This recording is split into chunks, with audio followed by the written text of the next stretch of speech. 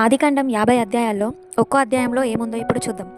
1వ అధ్యాయం సృష్టి, 2వ అధ్యాయం మానవుడు, 3వ అధ్యాయం పాపం, 4వ అధ్యాయం హేబేలు, 5 వంశావళి హనోకు, 6 నోవాహు, 7, 8, 9 ప్రళయం, 10 దేశాలు, 11 బాబేలు గోపురం, 12 అబ్రహాము, 13 అబ్రహాము ప్రయాణం, లోతుతో గొడవలు, 14 లోతును విడిపించడానికి ప్రయత్నం, 15 దేవుని ప్రత్యక్షత, 16 లోతు బయటికి వెళ్ళిపోవడం, 17 మళ్ళీ ప్రత్యక్షత, 18 వాగ్దానం సొదొమ గొమొర్రా, 19 సొదొమ గొమొర్రా మీద దేవుని ఉగ్రత,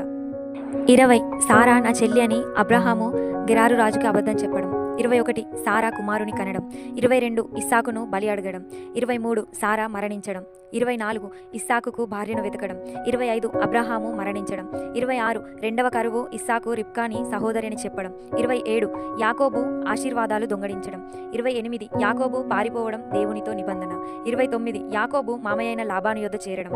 30 యాకోబు కుటుంబం అభివృద్ధి, 31 లాబాను యొద్ద నుండి యాకోబు వెళ్ళిపోవడం, 32 యాకోబు దేవునితో వ్యాజ్యమాడి గెలవడం, 33 ఏశావుతో సమాధానం, 34 దీనా చెరపబడడం, 35 యాకోబు బేతేలుకు వెళ్లడం, ఇస్సాకు మరణించడం, 36 ఏశావు వంశావళి, 37 యోసేపు అన్నల చేత అమ్మివేయబడడం, 38 యూదా తామారు స్టోరీ,